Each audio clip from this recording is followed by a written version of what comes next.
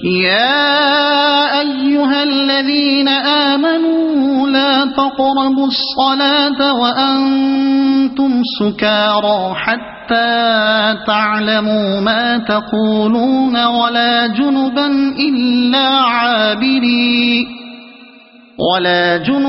إلا عابري سبيل حتى تغتسلوا وَإِن كُنتُم مَّرْضَىٰ أَوْ عَلَىٰ سَفَرٍ أَوْ جَاءَ أَحَدٌ مِّنكُم من الغائط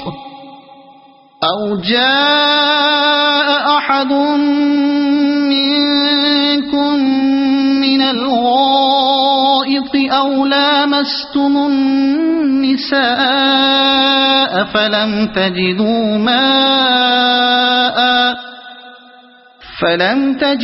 ماء فتيمموا صعيدا طيبا فامسحوا بوجوهكم وأيديكم إن اللہ كان عفوا غفورا۔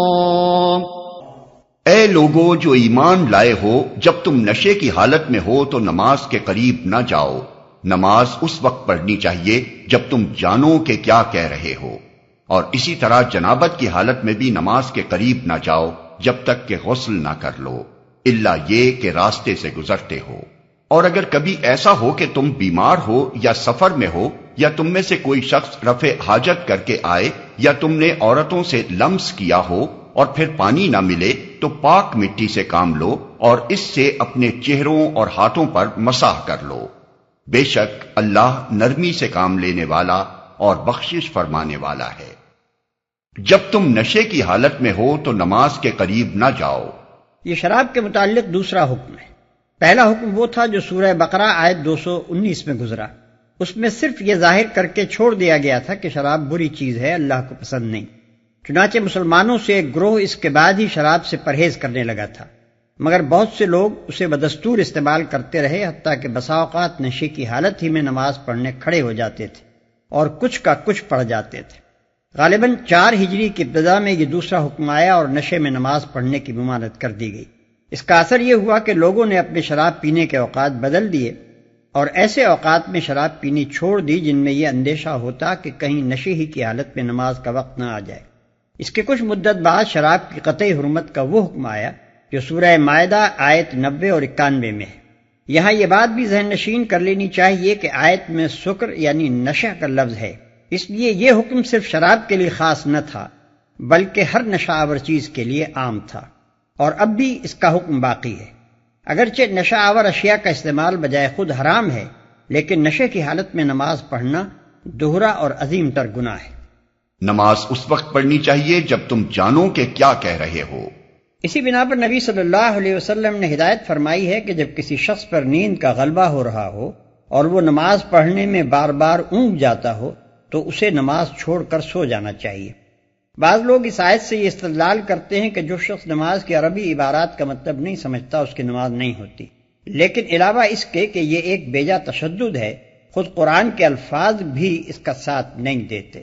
قرآن میں حتیٰ تفقہوا یا حتیٰ تفہموا ما تقولون نہیں فرمایا ہے، بلکہ حتیٰ تعلموا ما تقولون فرمایا ہے، یعنی نماز میں آدمی کو اتنا ہوش رہنا چاہیے کہ وہ یہ جانے کہ وہ کیا چیز اپنی زبان سے ادا کر رہا ہے، ایسا نہ ہو کہ وہ کھڑا تو ہو نماز پڑھنے اور شروع کر دے کوئی غزل۔ اسی طرح جنابت کی حالت میں بھی نماز کے قریب نہ جاؤ۔ جنابت کے اصل معنی دوری اور بیگانگی کے ہیں، اسی سے لفظ اجنبی نکلا ہے۔ اصطلاحاً شرح میں جنابت سے مراد وہ نجاست ہے جو قضائے شہوت سے یا خواب میں مادہ خارج ہونے سے لاحق ہوتی ہے، کیونکہ اس کی وجہ سے آدمی طہارت سے بیگانہ ہو جاتا ہے، الا یہ کہ راستے سے گزرتے ہو۔ فقہاء اور مفسرین میں سے ایک گروہ نے اس آیت کا مفہوم یہ سمجھا ہے کہ جنابت کی حالت میں مسجد میں نہ جانا چاہیے الا یہ کہ کسی کام کے لیے مسجد میں سے گزرنا ہو۔ اسی رائے کو عبداللہ ابن مسعود، انس ابن مالک رضی اللہ تعالی عنہ، حسن بصری اور ابراہیم نخعی وغیرہ حضرات نے اختیار کیا ہے۔ دوسرا گروہ اس سے سفر مراد لیتا ہے، یعنی اگر آدمی حالت سفر میں ہو اور جنابت لاحق ہو جائے تو تیمم کیا جا سکتا ہے۔ رہا مسجد کا معاملہ تو اس گروہ کی رائے میں جنوبی کے لیے وضو کر کے مسجد میں بیٹھنا جائز ہے۔ یہ رائے حضرت علی رضی اللہ عنہ، ابن عباس رضی اللہ عنہ، سعید بن جبیر اور بعض دوسرے حضرات نے اختیار فرمائی۔ اگرچہ اس امر میں قریب قریب سب کا اتفاق ہے کہ اگر آدمی حالت سفر میں ہو اور جنابت لاحق ہو جائے اور نہانا ممکن نہ ہو تو تیمم کر کے نماز پڑھ سکتا ہے، لیکن پہلا گروہ اس مسئلے کو حدیث سے اخذ کرتا ہے اور دوسرا گروہ اس روایت کی بنیاد قرآن کی مندرجہ بالا آیت پر رکھتا ہے۔ یا تم نے عورتوں سے لمس کیا ہو۔ اس امر میں اختلاف ہے کہ لمس یعنی چھونے سے کیا مراد ہے۔ حضرات علی، ابن عباس، ابو موسیٰ اشعری، ابی ابن کعب رضوان اللہ تعالی علیہم اجمعین اور سعید بن جبیر، حسن بصری اور متعدد ائمہ کی رائے ہے کہ اس سے مراد مباشرت ہے، اور اسی رائے کو امام ابو حنیفہ رحمۃ اللہ علیہ اور ان کے اصحاب اور امام سفیان ثوری نے اختیار کیا ہے۔ بخلاف اس کے حضرت عبداللہ ابن مسعود رضی اللہ عنہ اور عبداللہ ابن عمر رضی اللہ عنہ کی رائے ہے، اور بعضی روایات سے معلوم ہوتا ہے کہ حضرت عمر ابن خطاب رضی اللہ عنہ کی بھی یہی رائے ہے کہ اس سے مراد چھونا یا ہاتھ لگانا ہے، اور اسی رائے کو امام شافعی رحمۃ اللہ علیہ نے اختیار کیا ہے۔ بعض ائمہ نے بیچ کا مسلک بھی اختیار کیا ہے۔ مثلا امام مالک رحمۃ اللہ علیہ کی رائے ہے کہ اگر عورت یا مرد ایک دوسرے کو جذبات شہوانی کے ساتھ ہاتھ لگائیں تو ان کا وضو ساقط ہو جائے گا اور نماز کے لیے انہیں نیا وضو کرنا ہوگا، لیکن اگر جذبات شہوانی کے بغیر ایک کا جسم دوسرے سے مس ہو جائے تو اس میں کوئی مذائقہ نہیں۔ اور اس سے اپنے چہروں اور ہاتھوں پر مسح کر لو۔ حکم کی تفصیلی صورت یہ ہے کہ اگر آدمی بے وضو ہے یا اسے غسل کی حاجت ہے اور پانی نہیں ملتا تو تیمم کر کے نماز پڑھ سکتا ہے۔ اگر مریض ہے اور غسل یا وضو کرنے سے اس کو نقصان کا اندیشہ ہے تو پانی موجود ہونے کے باوجود تیمم کی اجازت سے فائدہ اٹھا سکتا ہے۔ تیمم کے معنی قصد کرنے کے ہیں، مطلب یہ ہے کہ جب پانی نہ ملے یا پانی ہو اور اس کا استعمال ممکن نہ ہو تو پاک مٹی کا قصد کرو۔ تیمم کے طریقے میں فقہا کے درمیان اختلاف ہے۔ ایک گروہ کے نزدیک اس کا طریقہ یہ ہے کہ ایک دفعہ مٹی پر ہاتھ مار کر منہ پر پھیر لیا جائے، پھر دوسری دفعہ ہاتھ مار کر کوہنیوں تک ہاتھوں پر پھیر لیا جائے۔ امام ابو حنیفہ رحمۃ اللہ علیہ، امام شافعی رحمۃ اللہ علیہ، امام مالک رحمۃ اللہ علیہ اور اکثر فقہا کا یہی مذہب ہے، اور صحابہ و تابعین میں سے حضرت علی رضی اللہ عنہ، عبداللہ ابن عمر رضی اللہ عنہ، حسن بصری، شعبی اور سالم بن عبداللہ وغیرہ اس کے قائل تھے۔ دوسرے گروہ کے نزدیک صرف ایک دفعہ ہی ہاتھ مارنا کافی ہے، وہی ہاتھ منہ پر بھی پھیر لیا جائے اور اسی کو کلائی تک ہاتھوں پر بھی پھیر لیا جائے، کوہنیوں تک مسح کرنے کی ضرورت نہیں۔ یہ عطا اور مکحول اور اوزاعی اور احمد ابن حنبل رحمہ اللہ کا مذہب ہے، اور عموماً حضرات اہل حدیث اسی کے قائل ہیں۔ تیمم کے لیے ضروری نہیں کہ زمین ہی پر ہاتھ مارا جائے، اس غرض کے لیے ہر گرد آلود چیز اور ہر وہ چیز جو خشک اجزاء ارضی پر مشتمل ہو کافی ہے۔ بعض لوگ اعتراض کرتے ہیں کہ اس طرح مٹی پر ہاتھ مار کر منہ اور ہاتھوں پر پھیر لینے سے آخر طہارت کس طرح حاصل ہو سکتی ہے، لیکن در حقیقت یہ آدمی میں طہارت کے حس اور نماز کا احترام قائم رکھنے کے لیے ایک اہم نفسیاتی تدبیر ہے۔ اس سے فائدہ یہ ہے کہ آدمی خواہ کتنی ہی مدت تک پانی استعمال کرنے پر قادر نہ ہو، بہرحال اس کے اندر طہارت کا احساس برقرار رہے گا۔ پاکیزگی کے جو قوانین شریعت میں مقرر کر دیے گئے ہیں ان کی پابندی وہ برابر کرتا رہے گا، اور اس کے ذہن سے قابل نماز ہونے کی حالت اور قابل نماز نہ ہونے کی حالت کا فرق و امتیاز کبھی محو نہ ہو سکے گا۔ أَلَمْ تَرَ إِلَى الَّذِينَ أُوتُوا نَصِيبًا مِنَ الْكِتَابِ يَشْتَرُونَ الضَّلَالَةَ وَيُرِيدُونَ أَن تَضِلُّوا السَّبِيلَ۔ تم نے ان لوگوں کو بھی دیکھا جنہیں کتاب کے علم کا کچھ حصہ دیا گیا ہے، وہ خود ضلالت کے خریدار بنے ہوئے ہیں اور چاہتے ہیں کہ تم بھی راہ گم کر دو۔ جنہیں کتاب کے علم کا کچھ حصہ دیا گیا ہے۔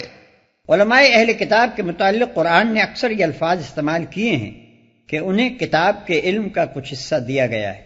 اس کی وجہ یہ ہے کہ اول تو انہوں نے کتاب الہی کا ایک حصہ گم کر دیا تھا، پھر جو کچھ کتاب الہی میں سے ان کے پاس موجود تھا اس کی روح اور اس کے مقصد و مدعا سے بھی وہ بیگانہ ہو چکے تھے۔ ان کی تمام دلچسپیاں لفظی بحثوں اور احکام کے جزیات اور عقائد کی فلسفیانہ پیچیدگیوں تک محدود تھیں۔ یہی وجہ تھی کہ وہ دین کی حقیقت سے ناشنا اور دینداری کے جوہر سے خالی تھے، اگرچہ علماء دین اور پیشوایان ملت کہے جاتے تھے۔ واللہ اعلم بأعدائکم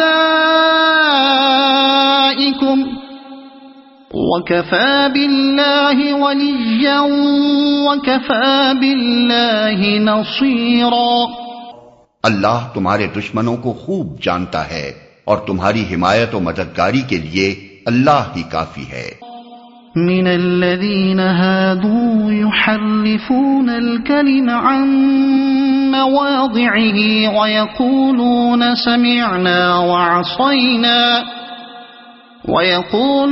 سمعنا وعصينا واسمع غير مسمع وراعنا لجا بألسنتهم وطعنا في الدين ولو أنهم قالوا سمعنا وأطعنا واسمع وانظرنا لكان خيرا لهم وأقوم ولكن لعنهم الله بكفرهم فلا يؤمنون إلا قليلا۔ جو لوگ یہودی بن گئے ہیں ان میں کچھ لوگ ہیں جو الفاظ کو ان کے محل سے پھیر دیتے ہیں اور دین حق کے خلاف نیش زنی کرنے کے لیے اپنی زبانوں کو توڑ موڑ کر کہتے ہیں سمعنا و عصینا اور اسما غیر مسمعین اور رائنا، حالانکہ اگر وہ کہتے سمعنا و اطعنا اور اسما اور انظرنا تو یہ انہی کے لیے بہتر تھا اور زیادہ راست بازی کا طریقہ تھا، مگر ان پر تو ان کی باطل پرستی کی بدولت اللہ کی پھٹکار پڑی ہوئی ہے، اس لیے وہ کم ہی ایمان لاتے ہیں۔ جو لوگ یہودی بن گئے ہیں، یہ نہیں فرمایا کہ یہودی ہیں، بلکہ یہ فرمایا کہ یہودی بن گئے ہیں، کیونکہ ابتداً تو وہ بھی مسلمان ہی تھے، جس طرح ہر نبی کی امت اصل میں مسلمان ہوتی ہے، مگر بعد میں وہ صرف یہودی بن کر رہ گئے۔ جو الفاظ کو ان کے محل سے پھیر دیتے ہیں۔ اس کے تین مطلب ہیں، ایک یہ کہ کتاب اللہ کے الفاظ میں رد و بدل کرتے ہیں، دوسرے یہ کہ اپنی تعویلات سے آیات کتاب کے معنی کچھ سے کچھ بنا دیتے ہیں، تیسرے یہ کہ یہ لوگ محمد صلی اللہ علیہ وسلم اور آپ کے پیرووں کی صحبت میں آ کر ان کی باتیں سنتے ہیں اور واپس جا کر لوگوں کے سامنے غلط طریقے سے روایت کرتے ہیں۔ بات کچھ کہی جاتی ہے اور وہ اسے اپنی شرارت سے کچھ کا کچھ بنا کر لوگوں میں مشہور کرتے ہیں تاکہ انہیں بدنام کیا جائے اور ان کے متعلق غلط فہمیاں پھیلا کر لوگوں کو اسلامی جماعت کی طرف آنے سے روکا جائے۔ سمعنا و عصینا، یعنی جب انہیں خدا کے احکام سنائے جاتے ہیں تو زور سے کہتے ہیں سمعنا یعنی ہم نے سن لیا، اور آہستہ سے کہتے ہیں عصینا یعنی ہم نے قبول نہیں کیا، یا اطعنا ہم نے قبول کیا کا تلفظ اس انداز سے زبان کو لچکا دے کر کرتے ہیں کہ عصینا بن جاتا ہے۔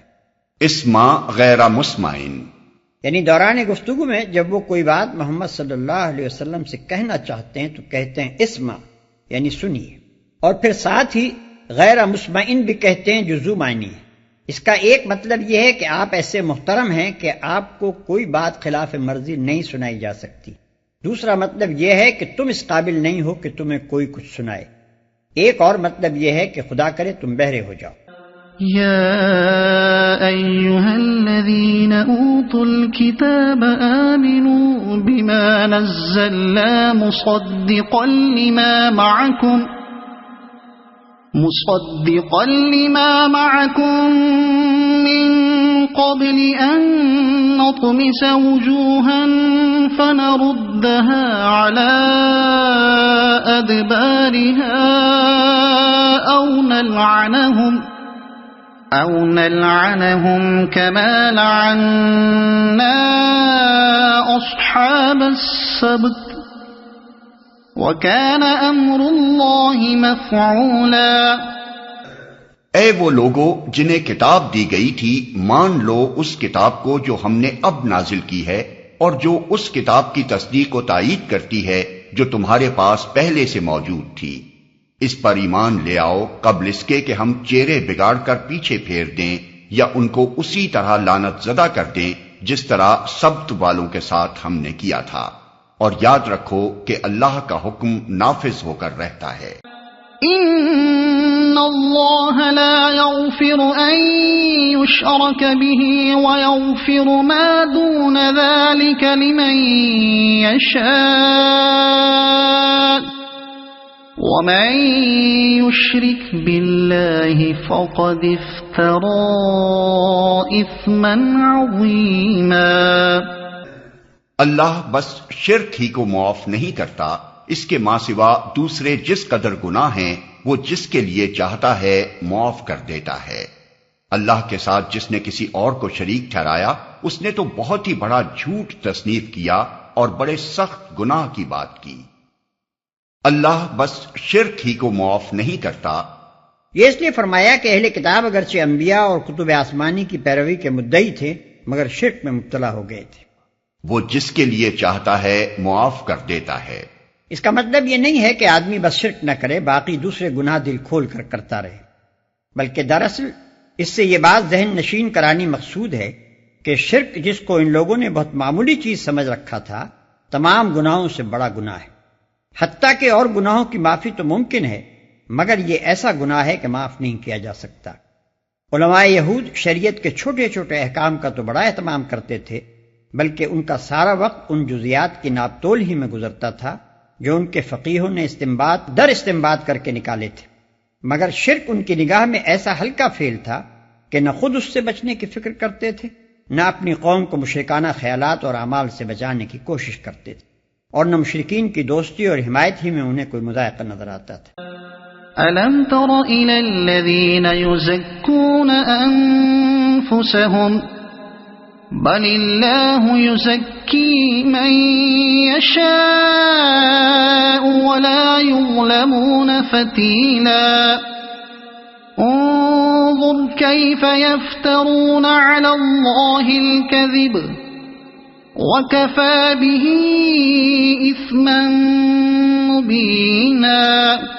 تم نے ان لوگوں کو بھی دیکھا جو بہت اپنی پاکیزگی نفس کا دم بھرتے ہیں، حالانکہ پاکیزگی تو اللہ ہی جسے چاہتا ہے عطا کرتا ہے، اور انہیں جو پاکیزگی نہیں ملتی تو در حقیقت ان پر ذرہ برابر بھی ظلم نہیں کیا جاتا۔ دیکھو تو صحیح، یہ اللہ پر بھی جھوٹے افطرا گھڑنے سے نہیں چوکتے، اور ان کے سریعاً گناہگار ہونے کے لیے یہی ایک گناہ کافی ہے۔